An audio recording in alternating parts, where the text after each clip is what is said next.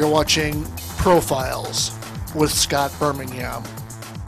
Today's guest, Mary Beth Seward, KRNV News 4 General Manager. Hi, welcome to Profiles, our inaugural webcast, if you will. I'm your host, Scott Birmingham, and I thought this would be an interesting segment to do. People you might have seen either on TV, at restaurants, people who have a little bit of profile, but you only see one side of them.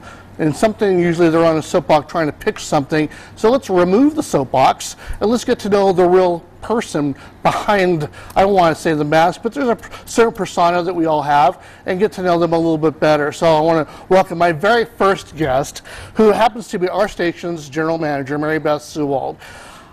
The first question I have is, does it just roll off the tongue still, or does it still seem surreal to have that name, the title, attached to your name? Yeah, well, I guess I'm kind of used to it now because I've been the general manager for, I think, 7 years. I've kind of lost track of time now, and I've been with this company for 20 years, so having worked my way up through the company and achieving that title, it's not so much about the title anymore, it's just about the job and my love and passion for our company and News 4. My motto's always been, there's always going to be days where it's work, the job needs to be done, and there's days you wake up and it's like, I really can't believe I'm doing this. I get to do this. Yeah. Do you go through times like that too? Every day, all the time. I'm so fortunate and blessed to be working for this company and to have this position, because I worked my way up from a part-time associate producer of news 20 years ago, right out of college just about, and worked my way up through the ranks and just kept getting promoted. And so yeah, it is surreal. I love my job. I love news. I love the business end of running a television station. It's just so much fun, and I love the people that we have at Channel 4. We really are fortunate and blessed to have a great group of people here. Everybody's really high quality. They're just good people. So yeah, I love what I do, and I love this company.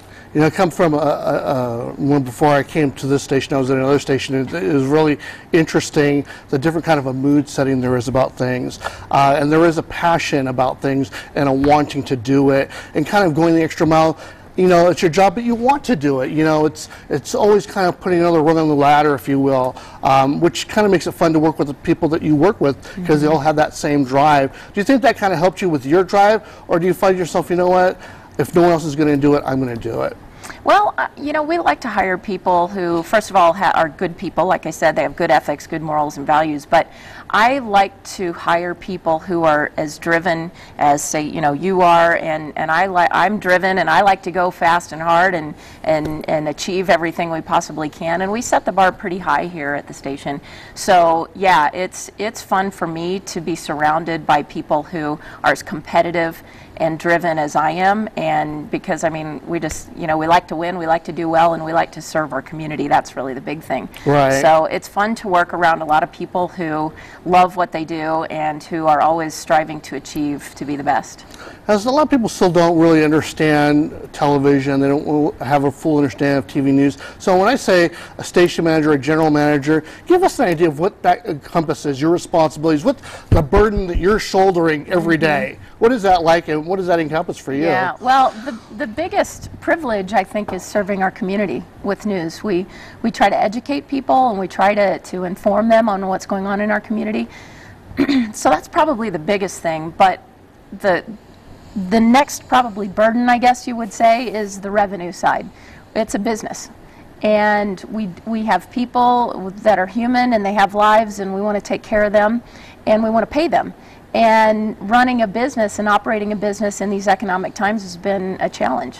It's been very difficult, and we work with our sales, we work with our clients to provide the best service and the best product we can in terms of their advertising and maximizing their advertising dollars so that they do well and they want to continue advertising, and in turn that helps the entire economy for our area. So those are the two things, I think, between news and sales. We provide a great news product for our community, and we serve our community. We're involved in every community event that exists, just about, from the Reno air races to the rodeo to you name it, Hot August Nights and Balloons. We're there. So I think that's a great way that we serve our community with the news, and then on the other end we serve the business end of the community with providing the sales and the marketing expertise that we have. We kind of act as a consultant for our clients and help them with all of their marketing. Give me you mentioned the recession, you know, and how that impacts us. Give me a kind of a picture of 5 years ago of how it was compared to in the last year, how it has been economically for a station. What does that mean for you? What do you have to do that, short of kind of slicing your arm feeling? I mean, what is it like for you to have to do, and what are the kind of things you find you have to do? You're kind of in a corner sometimes and you don't have a choice. Right. Well, you know, we've gotten really creative here at the station. We have not laid people off because of the economy. We have had gone through some natural attrition. So when folks have left, we have looked at that position and said, okay, is that something we could combine and cross-train other people so they can learn and increase their skill set, so they can learn more things and do more things, or do we really need to fill that position? And in the times when we did not, we felt like it would be a benefit to our employees to teach them additional skills, we allowed them to have that opportunity to cross over, and then we were able to save money that way. In terms of, so as far as cost-cutting measures, we've cut everything but the kitchen sink. We've cut consultants, we've cut anything you could think of that wasn't nailed down besides people. I got rid of it so that we could keep our people employed, because I think letting people go makes the economy worse. So the goal was to keep people employed. Beyond that, as far as the revenue generating side, we worked more creatively with our clients. We worked smarter, not harder, and we worked harder too. But right. It just took a lot of creativity, coming up with different ideas. And 5-10 years ago, we were joking the other day that in some cases when we relied strictly on the fax, AEs would wait by the fax machine for the orders to come in, and that just is not the case anymore. We have to get out there and really provide a creative service, added value for our clients, and be service oriented and consultative, and so provide a full service. Do you think it felt like it was a luxury 5 years ago, as opposed to, you know what, now we're sticking with the bare essentials of what we needed to do? As I've often heard, we still have a business to run with the people running it. I mean, if all of a sudden you had a flush of cash and money was no longer an object, do you think you would still have to hold on to some of those fundamentals? Absolutely, absolutely. And you know, it's taught people a lot. I think it's really stretched us out of our comfort zone, made us better, made us more creative, and it's been more fun, frankly, because we've had to get out there and do things differently, and we've created relationships in the community that we may not have otherwise. So it's been a whole lot more rewarding to have gone through this challenging time and to still be going through it. Well, then, talking about the revenue element, two quick things I want you to kind of touch on a little bit before we end here. One is explaining what sweeps is, what that means to us, what we do with sweeps, and let's transition that into the whole discussion we were having earlier about Nelson versus Rentrack. So let's start with sweeps. So what is sweeps? People say it. What does it mean? Yeah. What do we do for that? The entire television industry goes through several months throughout the year where we have a ratings period, and we call it sweeps month in the industry. That's sort of our vernacular for it. But it's kind of like the time where you get your grade card, your report card on how do your viewers think you're doing. And Nielsen, in this market, we are still a diary market. In the larger markets, you have the computer-driven overnights where they put a box on your television and so forth. So in Reno, we are a diary market where people hand fill out their diaries and they say, well, I watched such and such program on such and such channel. And they do that over the time period of the entire month. They're weekly by household, but they view the entire month.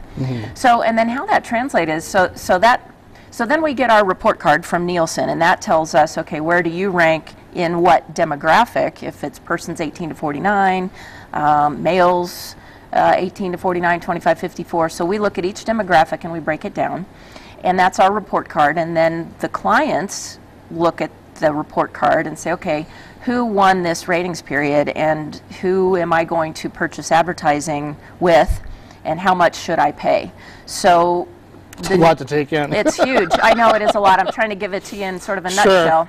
So it's a grade card that really affects our revenues, quite frankly. The problem with Nielsen is that it's a 50-50 margin of error, so it's very inaccurate. Very inaccurate. Rentrack is a new company that we have, that our company has signed on to use, and they are actually quickly becoming a very popular mode of audience measurement throughout the country. More and more TV stations in the country are going to Rentrack, and it's a lot more accurate.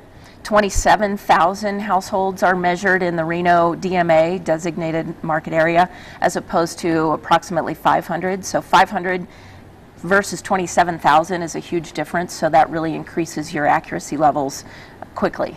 So hopefully we'll have a better way of measuring our viewership. We like to serve our audience, so really sometimes it just comes down to gut, and we think, okay, are we doing the best job we possibly can for our viewers, regardless of any measurement tool. So we get a lot of feedback from the community and from our viewers. They like to email me, they like to call me and tell me, you know, gosh, you guys had a typo on the air the other day, or boy, you really nailed it with this story that you did. So we take every kind of feedback that we can possibly get, because we want to do the best we can. Sure. Mary Beth, thank you. I appreciate you coming. In fact, I'm going to have you come back again in the future, and we'll talk about some other elements of television, because I think you're just an encyclopedia of information. It's so great. Well, thank you. I appreciate all you do, too. Well, thank you very much. You're a great employee at the station, great ambassador for us, and you do a lot of extra things that I really appreciate. Well, I appreciate that. Thank you for coming out, and we'll bring you back. Absolutely. Okay? Sounds good. Okay. Thank you. I'm Scott Birmingham, and this has been Profiles.